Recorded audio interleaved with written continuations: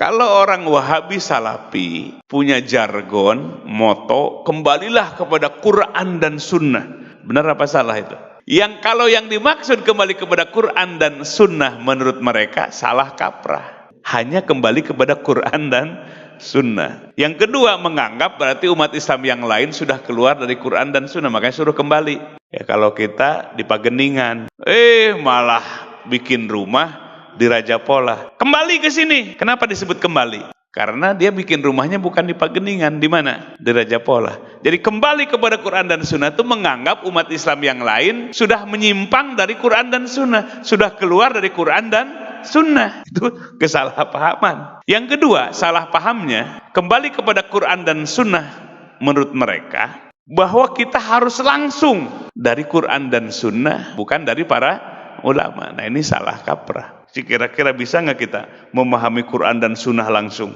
Nggak bakalan bisa. Munculnya mazhab itu di abad ketiga Hijriah, di masa tabi'in, khususnya madhab yang 4. Pertama madhab siapa? Abu Hanifah atau madhab Hanafi. Yang kedua madhab Maliki. Yang ketiga madhab Syafi'i. Yang keempat madhab Hambali. Itu di abad ketiga Hijriah. Kalau seruannya kepada Quran dan As-Sunnah, buang saja madhab itu, langsung aja kepada Quran dan As-Sunnah. Kenapa harus ada madhab? Ternyata Quran dan Sunnah itu baru berupa dalil, baru bahan mentah. Kalau sekarang kembali kepada Quran dan Sunnah, ya diambil langsung. Bagaimana bisa?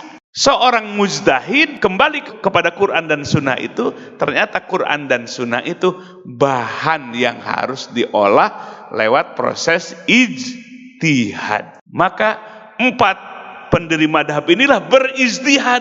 Apa yang diijtihadi? Quran dan Sunnah. Karena Quran dan Sunnah itu baru bahan, tidak bisa dipakai langsung. Ibarat kalau sekarang itu komoditas bahan mentah, belum bahan, bukan bahan lagi, bahan mentah dan bahan jadi, belum produk yang siap dipakai. Jadi Quran dan Sunnah itu harus diolah. Contoh misalnya, ya dalam Al-Quran ada perintah-perintah, contoh uqtulul musyrikin haitsu wajadtumuhum, perangilah orang-orang musyrik. Coba kalau ayat itu dipahami seperti apa? Berarti kalau kita ketemu dengan haitsu wajadtumu, apabila kalian menemuinya. Bayangkan, satu ayat itu dan ada ayat-ayat yang lain yang seirama dengan ayat itu. Berarti kalau kita menemukan orang musyrik harus di mana? Nah, kalau kembali kepada Quran dan Sunnah tanpa ijtihadnya, penafsirannya para ulama, salah kaprah. Nanti ayat itu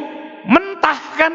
Mentah nggak? Mentah, bukan barang pakai itu. Uqtulul musyrikinnya itu harus diolah dulu. Oh, ternyata ayat yang serupa dengan ayat ini itu adalah sebagai bentuk pembelaan Nabi dari serangan orang-orang musyrikin. Jadi dalam agama kita tidak ada perintah memerangi orang musyrikin. Perintah memerangi musyrikin itu karena mereka terlebih dahulu memerangi umat Islam.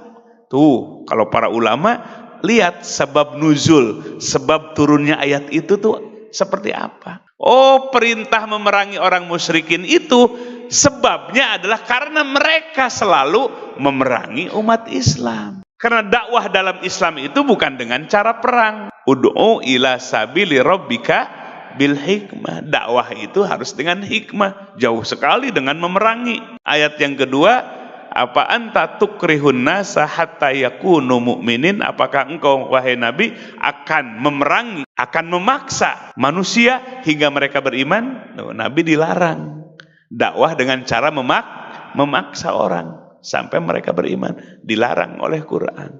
Nah, itu prinsip. Jadi adanya perintah memerangi orang musyrik itu sebagai bentuk apa?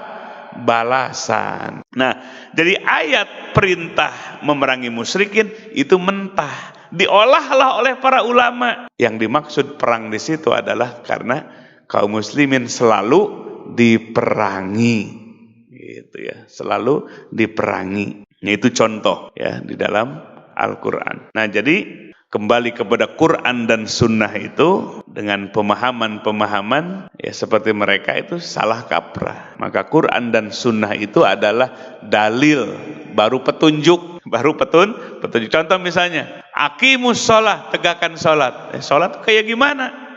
Sholat tuh seperti gimana sholat itu?